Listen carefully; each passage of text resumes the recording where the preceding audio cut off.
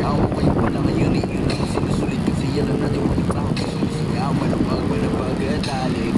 Pasok sa alakanin. Pwede na naman ito gawin na maging komportable. Pero bawal magkakapala sapagkat ngayong araw lang iikot na lahat. Pagsapit ng bukas dilimot hindi nangyari. Walang nangyari, di man yung mayayari.